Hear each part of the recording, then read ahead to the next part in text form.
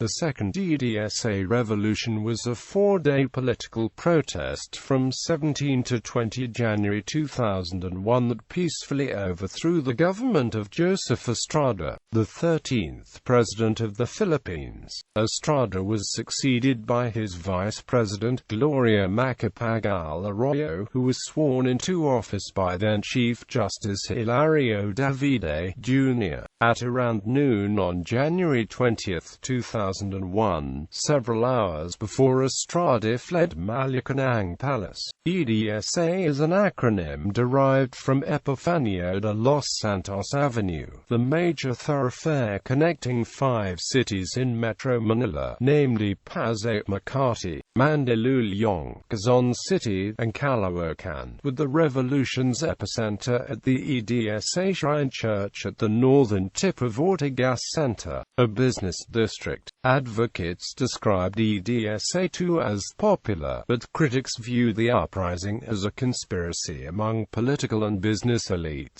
Military top brass and Catholic Cardinal Jaime Sin. International reaction to the revolt was mixed, with some foreign nations including the United States immediately recognizing the legitimacy of Arroyo's presidency, and foreign commentators describing it as a defeat for due process of law, mob rule, and a de facto coup. The only means of legitimizing the event was the last-minute Supreme Court ruling that the welfare of the people is the supreme law. But by then, the armed forces of the Philippines had already withdrawn support for the president, which some analysts called unconstitutional, and most foreign political analysts agreeing with this assessment. William Overholt, a Hong Kong-based political economist, said that it is either being called mob rule or mob rule as a cover for a well-planned coup. But either way, it's not democracy. Quote, "It should also be noted that opinion was divided during EDSA 2 about whether Gloria Macapagal-Arroyo as the incumbent vice president should be president if Joseph Estrada was ousted. Many groups who participated in EDSA 2 expressly stated that they did not want Arroyo for president either, and some of them would later participate in EDSA 3. The prevailing constitution of the Philippines calls for the Vice President of the Philippines, Arroyo at the time, to act as interim president only when the sitting president dies, resigns, or becomes incapacitated, none of which occurred during EDSA 2. On October 4, 2000, Ilocos Sur Governor Luis Chavit Singson, a longtime friend of President Joseph Estrada, went public with accusations that Estrada, his family and friends received millions of pesos from operations of the illegal numbers game, Jr.at. The expose immediately ignited reactions of rage. The next day, Senate Minority Leader Teofisto Ginggana, Jr., delivered a fiery privilege speech accusing Estrada of receiving P220 million in Jr.at money from Governor Singson from November 1998 to August 2000, as well as taking P70 million on excise tax on cigarettes intended for Ilocos Sur. The privilege speech was referred by Senate President Franklin Drilon to the Blue Ribbon Committee and the Committee on Justice for joint investigation. Another committee in the House of Representatives decided to investigate the expose, while other House members spearheaded a move to impeach the president. More calls for resignation came from Manila Cardinal Archbishop Jaime Sin, the Catholic Bishops' Conference of the Philippines, former Presidents Corazon Aquino and Fidel Ramos, and Vice President Gloria Macapagal-Arroyo. Cardinal Sin stated in a statement, "In the light of the scandals that besmirched the image of presidency in the last 2 years, we stand by our conviction that he has lost the moral authority to govern." More resignations came from Estrada's cabinet and economic advisers, and other members of Congress defected from his ruling party. On November 13, 2000, the House of Representatives, led by Speaker Manuel Villa, transmitted the articles of impeachment, signed by 115 representatives, to the Senate. This caused shake-ups in the leadership of both houses of Congress. The impeachment trial was formally opened on November 20, with 21 senators taking their oaths as judges, and Supreme Court Chief Justice Hilario Davide, Jr. presiding. The trial began on December 7. The day-to-day trial was covered on live Philippine television and received the highest viewing rating at the time. Among the highlights of the trial was the testimony of Clarissa Ocampo, senior vice president of Equitable PCI Bank, who testified that she was 1 foot away from Estrada when he signed the name Jose Velada documents involving a $500 million investment agreement with the bank in February 2000.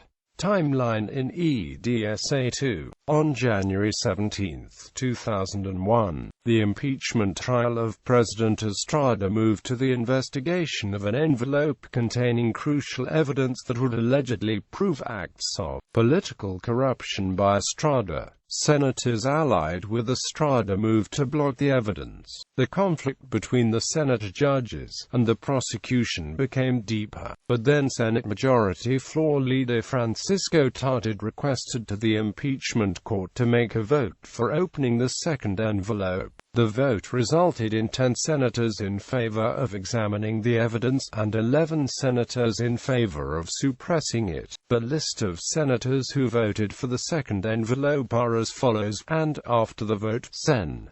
Aquilino Pimentel, Jr. resigned as Senate President and walked out of the impeachment proceedings together with the 9 opposition senators and 11 prosecutors in the Estrada impeachment trial. The 11 administration senators who voted yes to block the opening of the second envelope remained in Senate session hall together with the members of the defense. The phrase "Judge cohorts" quickly surfaced as a mnemonic device for remembering the names. However, in February 2001, at the initiative of Senate President Aquilino Pimentel, Jr., the second envelope was opened before the local and foreign media, and it contained the document that stated that Jamie de Chavez and not Estrada owned the Jose Velada account.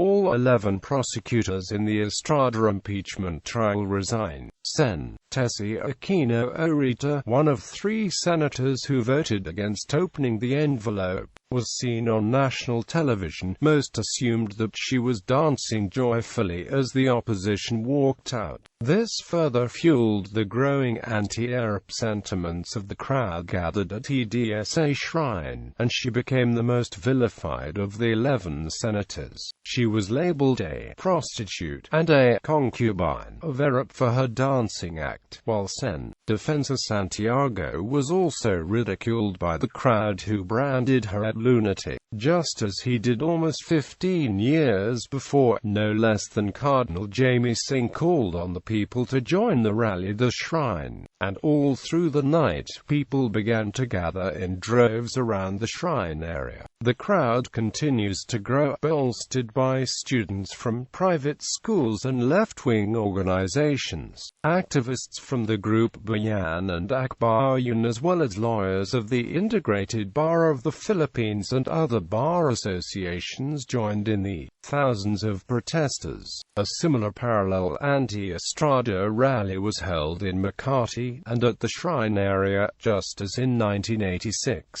Stars and icons from the music industry entertained the vast crowds. The Philippine National Police and the Armed Forces of the Philippines withdraw the support for Estrada, joining the crowds at the EDSA Shrine. At 2 p.m., Joseph Estrada appears on television for the first time since the beginning of the protests and maintains that he will not resign. He says he wants the impeachment trial to continue, stressing that only a guilty verdict will remove him from office.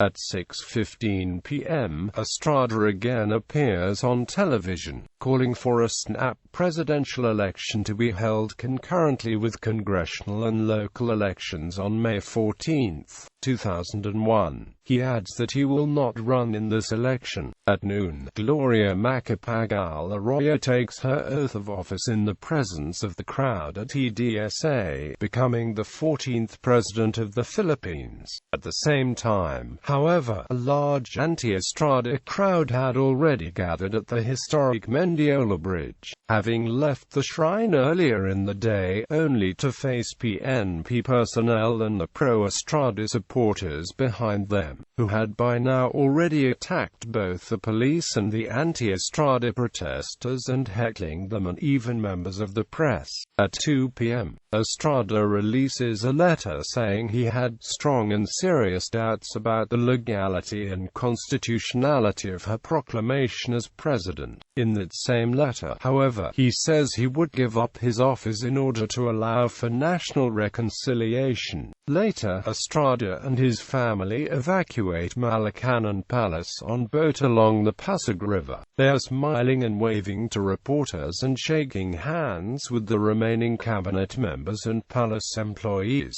He was initially placed under house arrest in San Juan, but was later transferred to his rest home in Sampaloc, a small village in Tanay, Rizal. Criticism. World reaction to the administration change was mixed, though foreign nations, including the United States, immediately expressed recognition of the legitimacy of Arroyo's presidency. Foreign commentators described the revolt as a defeat for due process of law, mob rule, and a de facto coup. On January 18, 2008, Joseph Estrada's poser en masang Pilipino caused full-page advertisement in Metro Manila newspapers, blaming EDSA of having inflicted a dent on Philippine democracy.